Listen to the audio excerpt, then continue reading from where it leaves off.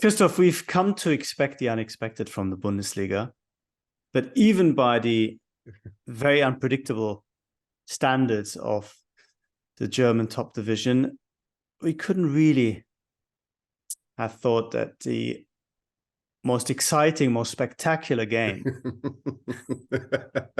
would happen at Heidenheim against FC Augsburg, of all teams. Augsburg, not a team that gets pulses racing necessarily, but they have a new manager in Jess Thorup,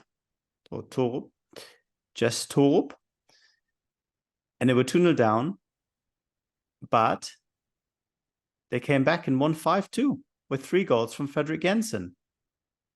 Discuss. Yeah, maybe it was one of the most spectacular debuts of a caretaker? No, of a new manager, because normally wisdom tells us that changing coaches doesn't have this big effect in the long run. We will have to see what's happening at Augsburg in the long run, but Augsburg was, as you said, 2-0 down after 20 minutes, and everybody, I think, was expecting them to trot the same way they were trotting in recent weeks, but then they came back in spectacular way. And they were actually fun to watch, and scored a lot of goals. I mean, the defensive performance of both teams was would shock traditionalists who like Italian defensive qualities, because there were a lot of mistakes. But I think Augsburg, who had their first away win after 385 long days, and they could say something that we have in our learning Fußballdeutsch, because in Augsburg ist der Knoten geplatzt. Raphael, so here you are. What is it?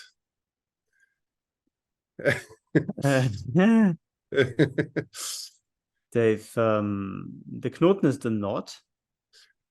The knot exploded. Cut the knot, or slice through the knot. Yeah, but that doesn't really quite get the whole meaning of it. They turned the corner, I would say, even though it's not quite as dramatic.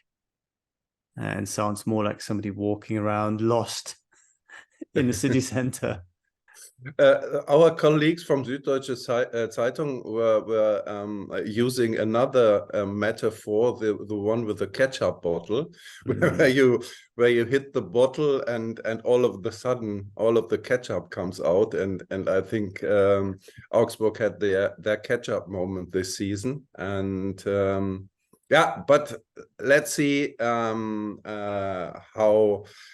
sustainable this is, but actually a great start for Jess Thorup, the Dane manager. Some of our listeners may have heard his name. He won the championship in Denmark with Midtjylland, the team that is also owned by Brentford owner Matthew Benham, and he was coaching in... I think used to be owned. The club that used to be owned by Brentford owner Matthew Benham. He was coaching in Belgium successfully in Ghent and Genk, and so he comes with a lot of experience.